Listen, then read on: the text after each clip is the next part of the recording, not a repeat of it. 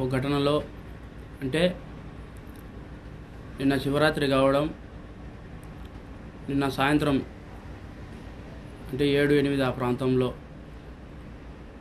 మా నాన్నైన హాజీవలి అక్కడ శివరాత్రి ఏదో ఉత్సవాలు ఏదో జరుగుతాయని అక్కడికి వెళ్ళడం జరిగింది.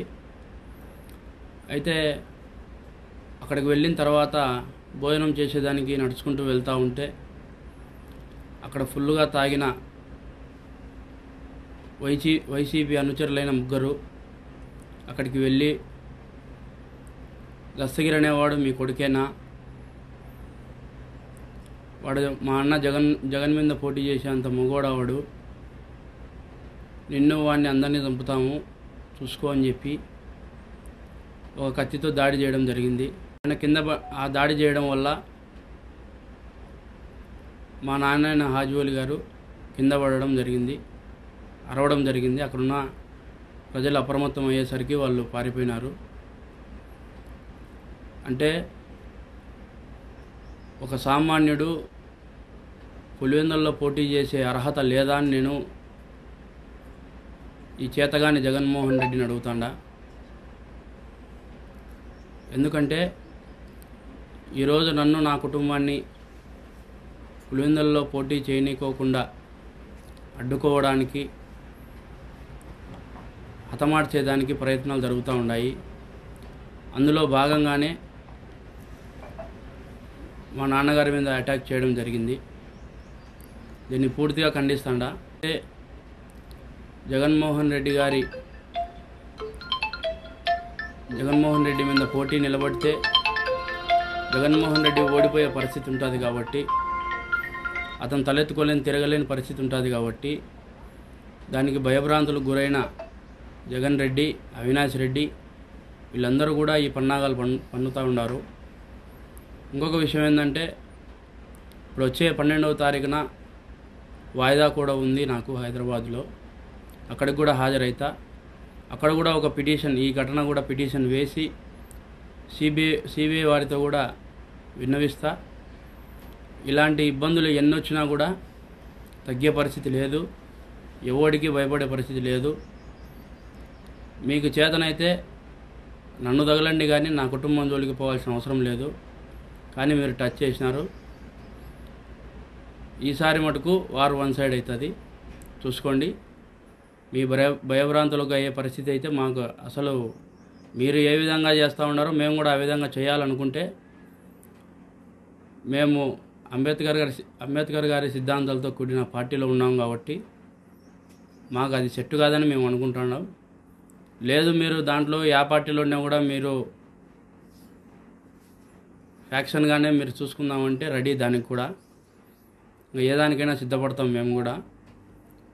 ఈ మీడియా ముఖం ద్వారా ఈ మీడియా ఇక మీదటి నుంచి నా జోలికి కానీ నా కుటుంబం జోలికి కానీ వస్తే ఎవరిని వదిలే పరిస్థితి ఉండదు, ఎంత దూరమైనా పోయే పరిస్థితి ఉంటుంది.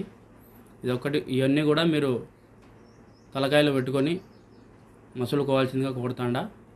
దీని మీద కూడా కేసు పెట్టి మా నాన్నగారిని ఎవరైతే అటాక్ చేసినారో వాళ్ళని కూడా చట్టపరమైన చర్యలు తీసుకోమని ఎస్పీ గారిని కూడా కలుస్తా. అంతేకాకుండా నా కుటుంబానికి, మా నాన్నగారికి కూడా భద్రత కల్పించాలని కోరుతాను. అటాక్ చేసిన వారిని కూడా నేను గుర్తిస్తాను, ఎందుకంటే వాళ్ళు మాట్లాడేటప్పుడు వాళ్ళ మగంతికి కూడా నేను చూసినాను. ఒకవేళ గుర్తు తెలియని వ్యక్తులు అనేదానికి కూడా నేను చెప్తాండా, వాడు ఎవరైతే అటాక్ చేసినాడో మా అన్న జగన్ మీదనే పోటీ చేయాలా అని ఎందుకంటాడు, పోటీ చేసేంత మగవాళ్ళని ఎందుకంటాడు అంటే, దీన్ని బట్టి వాళ్ళ వైసీపీ అనుచరులని నేను గుర్తిస్తాను. ఆల్రెడీ నాకు పోలీసు రక్షణ ఉంది, కానీ మా నాన్నగారికి కూడా పోలీసు రక్షణ కల్పించాలని కొడతా ఉండ. ఎస్పీ గారిని, ఐజీ గారిని, సిబిఐ సంస్థ వారిని కూడా కొడతా 12వ తారీఖు. అంతేకాకుండా అవినాష్ రెడ్డి బయట ఉండడంతోనే ఇవన్నీ జరుగుతూ ఉన్నాయి. విచారణ కూడా సజావుగా సాగలేదు. అంతేకాకుండా అవినాష్ రెడ్డి గారి బెయిల్ క్యాన్సిల్ చేయాల్సిందిగా, అంటే క్యాన్సిల్ కావాలా, ఎందుకంటే నేను ఎందుకు చెప్తున్నానంటే ఆ విషయం కూడా ఆయన బయట ఉండబడితే అనర్థాలన్నీ కూడా జరుగుతూ ఉన్నాయి.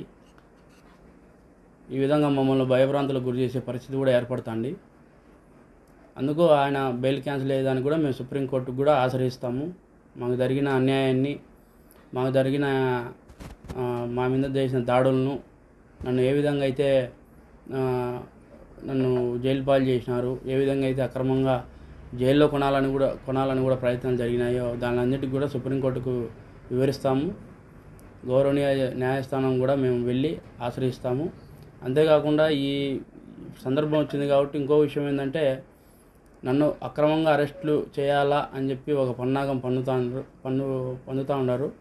ఇంకోటి ఏంటంటే, ఇంతకుముందు జరిగిన ఒక పులివెందుల కేసులో ఒక అబ్బాయి నా దగ్గరికి వచ్చి చెప్పడం జరిగింది. ఆ వీడియో కూడా మీకు నేను ఫార్వర్డ్ చేస్తా, అది కూడా ప్రెస్లో రావాల్సింది కోరుతున్నా. వైఎస్ మనోహర్ రెడ్డి ఎవరైతే మా ఏరియాకి సంబంధించిన కౌన్సిలర్ రాజశేఖర రెడ్డి అనేవాడు ₹1,00,000 డబ్బులు ఇచ్చి నేనేదో పిల్లోని కొట్టినట్టుగా, వాళ్ళు కేసు పెట్టినట్టుగా ఆ పొద్దు గవర్నమెంట్ హాస్పిటల్లో హల్చల్ చేయడం జరిగింది.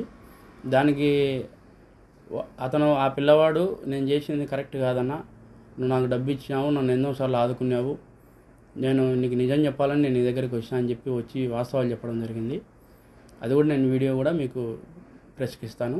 మీరు కూడా దాన్ని దయచేసి మీరు ప్రెస్లో రావాల్సిందిగా కోరుతాను.